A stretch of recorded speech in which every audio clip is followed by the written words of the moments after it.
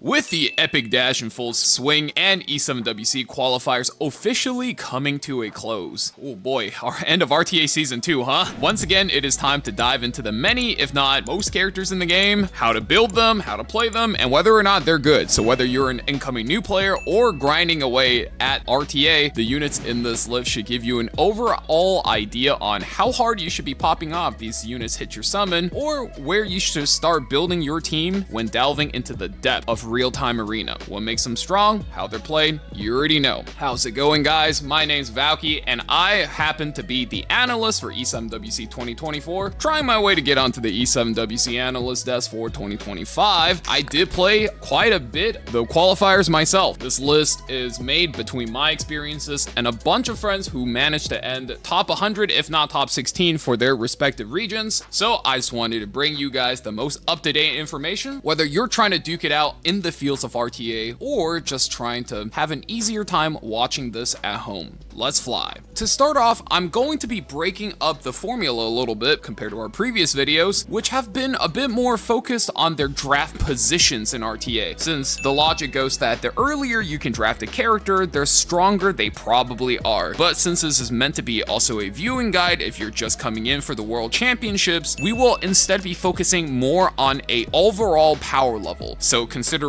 will be made for how much these characters could affect your arena, even Guild War, but mostly still focused in RTA, but also the Lunatic format that is now going to be played in E7WCs to help you familiarize with how strong each character is in their respective roles. The one thing to keep in mind is that a lot of units' power level will fluctuate depending on pre-bans, such as when Empyrean Ilanav is banned out of the series, every single defense penetration unit will suddenly shoot up a whole tier. But regardless of that, tier 0 is where we're going to be starting, and they're all the best characters in the game, regardless of roles. They are the cream of the crop of PvP. They don't have many counters, and they probably hard counter a handful of whole team compositions all on their own, like in the case of Empyrean Ilanav shutting down half of all of the good damage dealers in the game. Yeesh. But first, let's talk about the elephant in the room, Boss Arunka. She's arguably the most broken character in the history of the game. Why do I say that? Well, her passive is easily one of the most broken things in the game. It forces single target skills to be directed at her only. Not only does this remove agency from many top tier characters, but every time she gets hit, she gets 25% combat readiness, which in today's economy is worth roughly 75 temporary speed every time she eats a hit, which, don't forget, she forces the opponent to do. Even if you manage to seal that passive away from her, her buff will persist and you still can't target the other damn units, which basically makes her seal proof. From a pure math perspective, this is like the equivalent of giving her 3 guiding lights and herself 2 Durandals. By itself, the passive is worth 5 copies of 5-star artifacts. Like, what? Anyway, this bitch is so OP. She's basically a must-ban character if you are not first pick or if you don't have her. After that, if you're watching this video on Monday, then congratulations, because Mesugaki Monday is the Cunny Cartel's ultimate soldier. She sports 129 base speed, the highest in the game, allowing players with even 3-week-old accounts to be hitting 300 speed. On top of being an opener, she's a great nuker with built-in fixed damage in case your fast gear is shit. But just in case your gear isn't shit, well, she's also a nuker with full defense penetration, because fuck you for being slow. Oh yeah, also, she steals and stacks your stats, so if you don't stop her fast, she will get out of control and beat you to death. Between her and Boss Arunka, these characters do so much. Honestly, it makes Calyrex Ice Rider seem like a balanced Pokemon. Continuing with the theme that characters that do a little bit too much, we got Lone Wolf Payra, who is quickly cementing herself as the most versatile character in the game. She is basically if the jack of all trade was the queen of all trade. Like, she can generate turns for her team through her passive combat readiness push, she can amplify damage with her built-in defense break, she can cleanse, she has evasion. Hell, if her team dies, she can even manage to close out the game since her auto attack has fixed damage and scaling attack. She could be built 9 ways to Sunday, and they're all good builds since she has access to strong warrior artifacts like Uberius' Tooth for more punching power, or Sweet Miracle so that she can maximize her cleanse, all of which enable weird, strong, or weird and strong playstyles. Honestly, if you're not not playing a super specific strategy like Cleave, which uses 8 super tightly tuned units, then the only thing she can't do for you is be on your team 100% of the times, so you never have to deal with her. Just make sure you have her, and she's gonna be one of those fits like a glove characters, regardless of what strategy you're gonna be playing. Now, the first 3 characters we covered is known for their ability to do many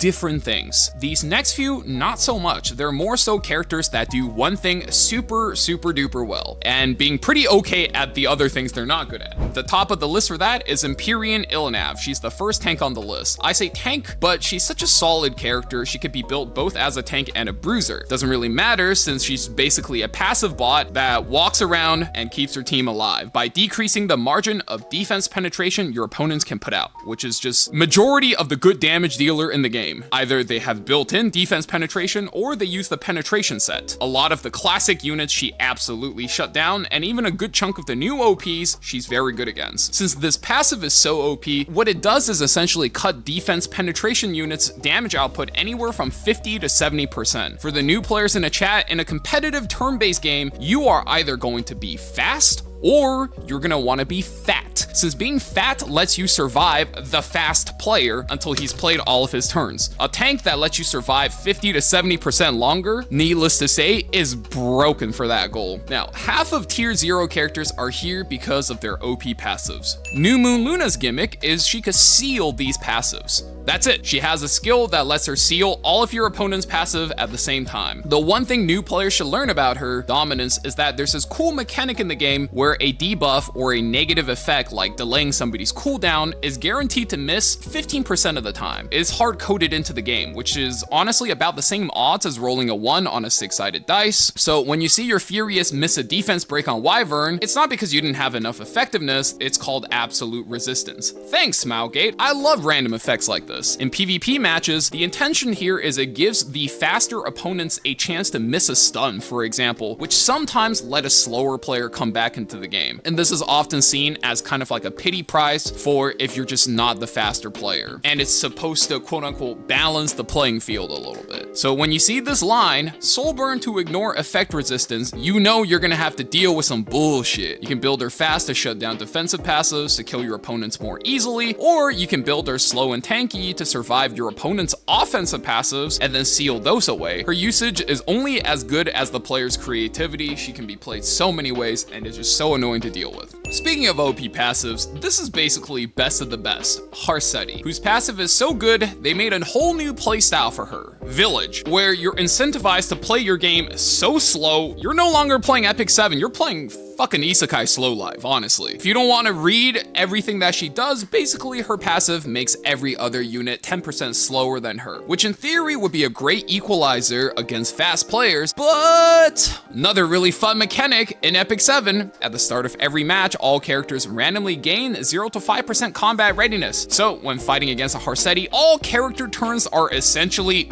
random. Doesn't just screw over the opponent, by the way, it also screws you over quite often, might I add. So what you're getting here isn't exactly Leo from Summoner War. What you're doing is playing poker against your opponent, except as the river card is being dealt, the dealer just takes everybody's hand and then shuffles them randomly while giggling to himself. And he laughs to himself about how this is supposed to give everybody a chance to win. Anyway, this is a tier 0 character for all the defense teams since only the opponent has to deal with her bullshit. Moving on, y'all remember the last tier 0 tank? You know, the one that can cut all true damage in half? Guess what this one does?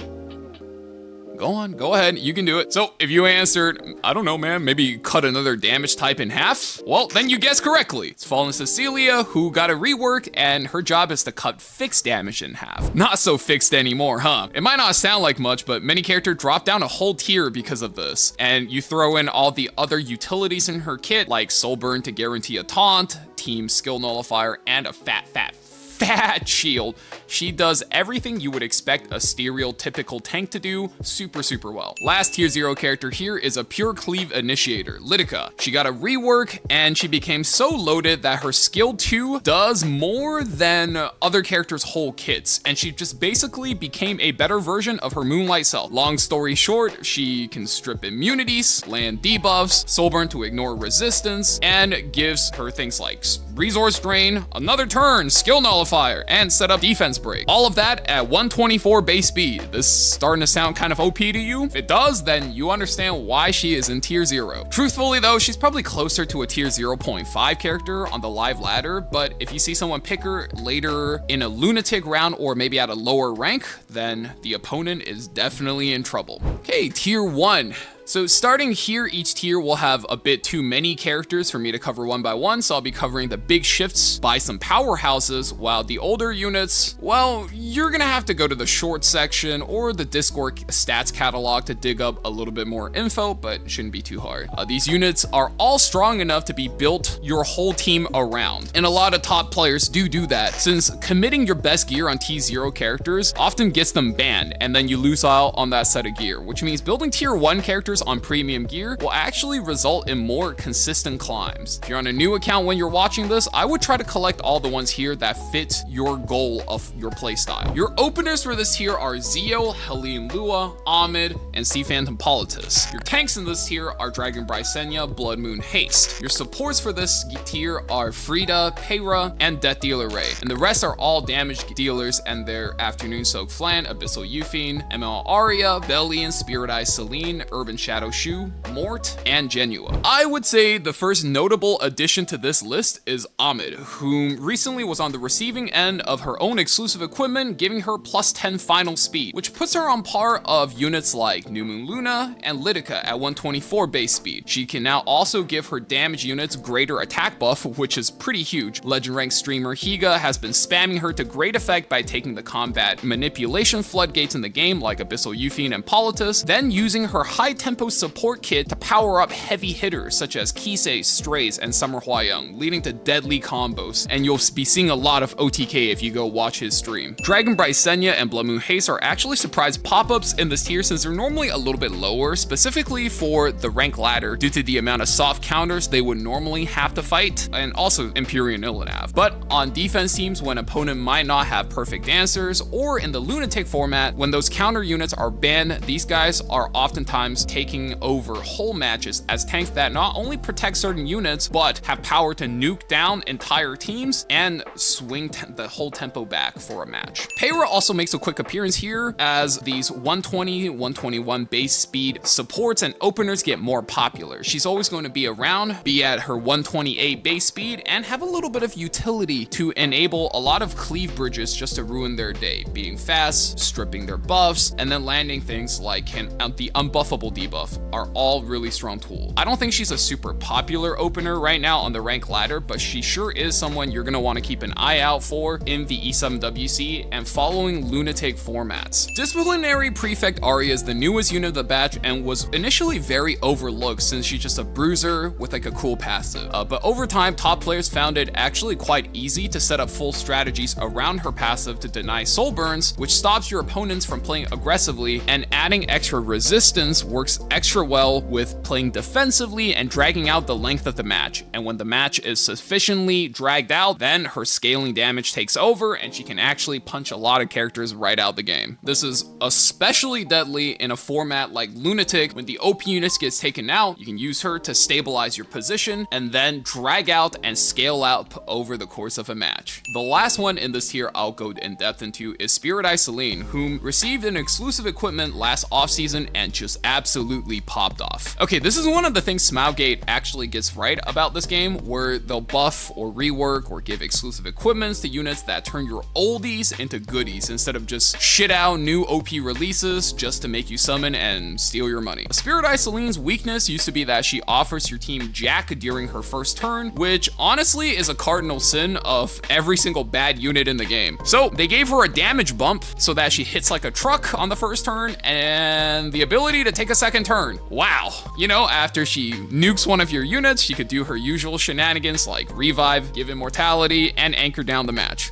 What a fix. Hey, I said SG will fix up their old units. I didn't say they'll make them balance. And so you can see how some of these units actually become in a position to take over a good portion of the meta. Before I forget, since the website I'm not using doesn't have assets for new characters, Witch of the Mere Tenebria just dropped. She would be at the top of tier 1 as the newest addition when I'm writing this script. Barely managed to squeeze her in. So as a 120 base speed debuffer, she's not really fast enough to be a reliable opener since she isn't Zeo proof, as in Zeo would just be able to go first turn and then silence her. At 120 base speed, you do need to be gear gapping your opponents a lot when you're racing stuff like Renak and Lidica, so I don't actually recommend most people play her as such. But her other build, which is a more like a closer build, similar to how you would play Summertime Iceria. So instead of detonating the bombs, you would just let your openers go first, disable your opponents a little bit, and by the time you boost her up to her turn, she drops the AoE debuffs, the AoE block, and then boom, the game is over. This requires not a whole lot of speed, but a lot of effectiveness gear. Overall though, the base speed is the entire reason why she's not rated higher up like a tier 0 character, but I am pretty sure in a Lunatic series, she is going to be just as good there, if not better, than Fire Lidica. Overall, I would say tier 1 characters are almost as strong as tier 0, as in they all have the potential to 1v4. It just depends on the matchup that you're in. That's something you're going to have to learn in your journey through Epic 7 as a player. If you can win matchups using tier 1 characters, you can carry every single match. So if tier 1 characters still have the potential to be built around as a core piece, then the tier 2 are full of characters that are used to build around these characters. They're either important pieces that complete the combos or can hard counter certain tier 1 meta characters. First of which I would say is DJ Bazaar. When he first got the rework, I would have put him squarely in tier 1 and maybe even a bit closer to tier 0, but I think with time, strategies that are built around him are generally getting solved, and instead of being a core piece, I personally think he's better suited to being a supportive role, mainly picked on third pick ban protection versus characters like Fallen Cecilia that just provide their team with a huge barrier. Otherwise, he just risks being outvalued because over the course of a longer match, if he's not getting his inversion off super consistently, he might just not be worth a pick compared to somebody like Lone Wolf Payra. So he belongs squarely at the top of tier 2. Eternal Wanderer, Ludwig, and Tori used to be solid tier 1 hyper carry units. Ludwig is great for cleaves, whereas Tori is used for standard matches. But since recent releases have dropped them a whole tier, since Ludwig is hard countered by ML Arya, while Tori has a lot of issues punching through a lot of Fallen Cecilia compositions. FCC's skill nullifiers are just too potent versus single target nukers, while also reducing Tori's cascade fixed damage. So these characters are more picked later on into the draft now as a hard counter to your opponent's defensive plays. Strays is another one of those happy little accidents that got an ML5 exclusive equipment on top of a nifty little buff. So now getting a kill with his ultimate will give him an extra turn, which lets him strip any and all defensive buffs a team might be able to put up as a result of characters like Bunny Dominion or Amiki, giving him great matchups versus high tier defensive units, making him a solid pickup for any cleave or aggro player at the moment. Alongside him, another character that got exactly what they needed with a buff and EE combo is New Kid Aiden. Just like her light counterpart, except instead of beating up dark units, she's really good versus high HP units with her high damage setup and subsequent injury. Due to the way she powers up when she dodges an attack, she's especially good into high tiered bruisers that do AoE attacks, such as Harsetti, Bellion, and Abyssal Euphine. Successor Teiyu is the newest release in this tier, and he's honestly kind of awkward. On one hand, he offers you some of the highest damage output you can have in the entire game, but on the other hand, he does require a lot of setup, needing you to work with fighting spirit and combat readiness push-up in order to set him up for success. But his synergy with popular openers such as Renak, Lidica, Zeo, and Veronica, and Sea Phantom means he's always going to be a reliable threat that comes out on picks 4 and 5, so that if your opponent doesn't ban him, they are in for a world of pain. Wandering Prince Sid is another beneficiary of the exclusive equipment, and he can be used interchangeably alongside Silverblade Araminta to lock down opponents that you plan on controlling once you've locked in your openers. Whereas Araminta needs to hit to stun, but is easier to play, Sid is slightly harder to play since he has a stricter activation condition, but can stun without contact, which is a huge boon. Depending on your matchup, for example, if you play into Young Senya and you can avoid getting proc turn 1, it is very helpful that you might be able to stun her without hitting her more times. In a longer series, such as you'll see in E7WC, that is is a very helpful tool. And lastly, we have Bunny Dominion, who is literally only in this tier due to recent additions to the metagame, such as extra turn characters like DJ Bassar, Renak, and Strays, but most importantly, Ahmed. As her skill nullifiers stop Ahmed Cleave dead in their tracks, she is, I would say, if you have her, just make sure you have her geared and used against Ahmed Cleavers when you're climbing RTA. All the heroes I didn't mention, once again guys, you can find relevant guides and videos for in the short section, or if you don't have time for that, you can always stop by the Discord catalog where I keep the up-to-date stats and guide for any and all characters in here. And that concludes all the great characters in the game as far as PvP goes. Starting tier 3 are where characters, I would just say they're solid or good for a niche. They'll have 1 to 3 super good matchups that you'll see them picked in. Like for example, LRK is really good versus Bellion and Abyssal Euphine. Martial Artist Ken is super good versus Elagos or Veronica Cleave, or Judge Kisei and Kisei suddenly rising in popularity due to the prominence of Ahmed Cleave. But outside of that, I would say you could probably survive most of PvP without these characters. If you're wondering if you should build these characters, I would say they're still worth building in the long run for the health of your account and for handling specific matchups. But in the short term, if you're new and you're working on PvE, these are characters you can kind of put in the back of your mind. And as far as how important they are, I would say most, if not all of these characters can be replaced. Following that, we have the tier 4 characters. And honestly, every single one of these characters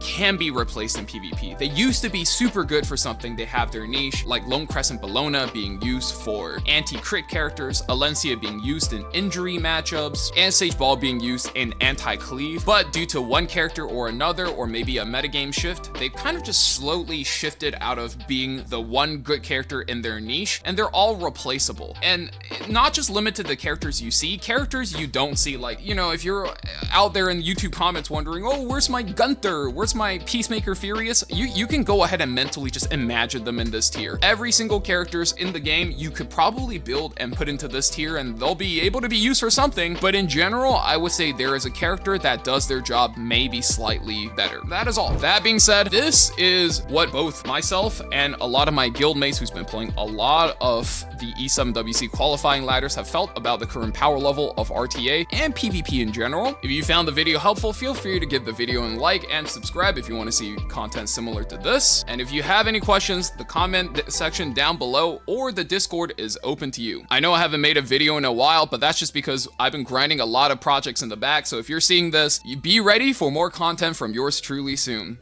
And yeah, I don't even remember how I do my normal intro. Okay, bye.